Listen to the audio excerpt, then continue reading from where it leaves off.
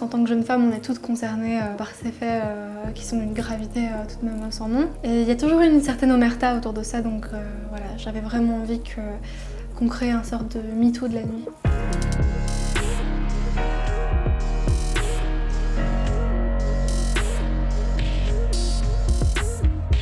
Je m'appelle Maïté Méus, j'ai 23 ans et je suis la fondatrice de la page Balance ton bar. C'est une page qui vise à récolter des témoignages de femmes qui ont été droguées au GHB, donc par soumission chimique, ou qui ont été agressées sexuellement ou violées au sein d'établissements de nuit.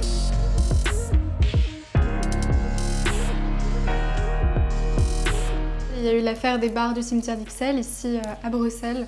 C'est un quartier étudiant où un serveur a été visé par plusieurs plaintes de femmes qui disaient avoir été droguées.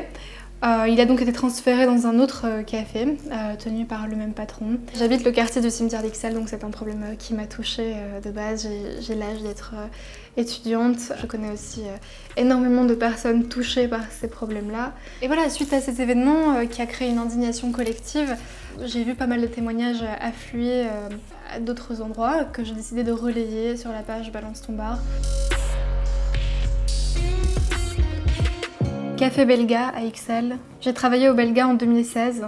Dès le début, j'ai refusé les avances d'une des personnes du staff. Là a débuté le harcèlement moral et sexuel. J'ai essayé d'en parler en interne, de trouver de l'aide, mais la seule réponse que j'ai reçue a été « il faut que tu t'en ailles ». Je n'ai plus les mots en fait pour décrire ce que je ressens vraiment vis-à-vis de ces témoignages. J'ai énormément de compassion pour les femmes qui ont vécu ça, je les trouve incroyablement fortes, mais j'ai un sentiment de colère évidemment quand je vois combien de témoignages je reçois qui sont vraiment similaires. Là, c'est un témoignage d'une personne qui a travaillé dans cet endroit, mais il y a également énormément de témoignages de femmes qui ont été droguées, qui ont subi une soumission chimique, et qui sont extrêmement similaires.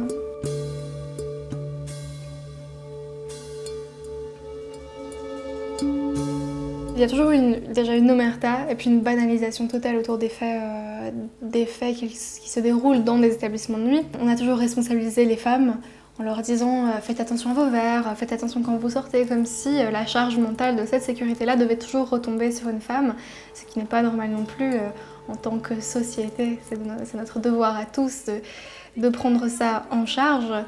Nous sommes fortes, nous sommes fières, et féministes et radicales et en colère. Nous sommes fortes, nous sommes fières, et féministes et radicales et en colère. Cette nuit, elle est pour vous, cette nuit, elle est pour nous. On a aujourd'hui notre safe night et on s'arrêtera pas aujourd'hui.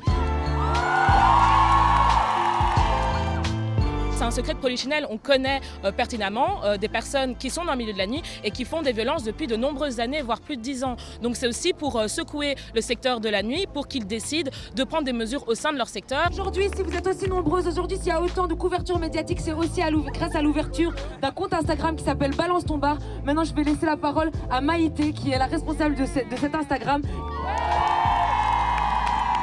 J'aimerais m'adresser à vous qui m'avez livré vos témoignages. Merci. Merci de m'avoir fait confiance. Merci de vous être livré. Merci d'avoir été puisé cette force en vous qui aujourd'hui permettra le changement. Devons-nous vraiment nous attaquer? Alors concrètement déjà, il devrait y avoir une responsabilisation des gérants et gérantes de clubs et de bars pour que ceux-ci mettent en place déjà des formations pour leur personnel par rapport à la sécurité des femmes dans leur lieu, dans leur étabbissement.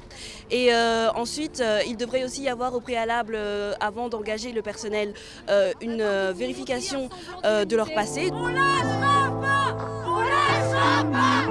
On lâchera pas!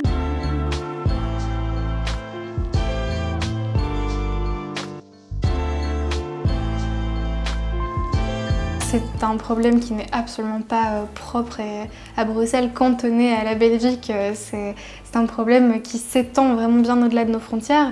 Style Balance ton bar Paris, Balance ton bar Lyon, Marseille, Poitiers, Toulouse, bon, ça s'étend. On voit que c'est un phénomène qui est partout et c'est un phénomène qui gangrène notre société, dont on ne parle définitivement pas assez. Et comme je l'ai dit précédemment, je pense qu'en tant que jeune femme, on se sent constamment vulnérable dans un endroit, un établissement de nuit.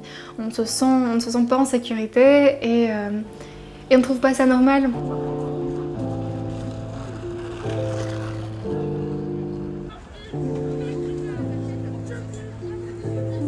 Balance ton bar, ça représente un gros coup médiatique, évidemment. Mais derrière ça, il y a des actrices de terrain qui travaillent depuis des années pour sécuriser le secteur de la nuit, qui travaillent dans les milieux féministes, tout ça. Donc voilà, je pense qu'elles devraient être aussi invitées à table.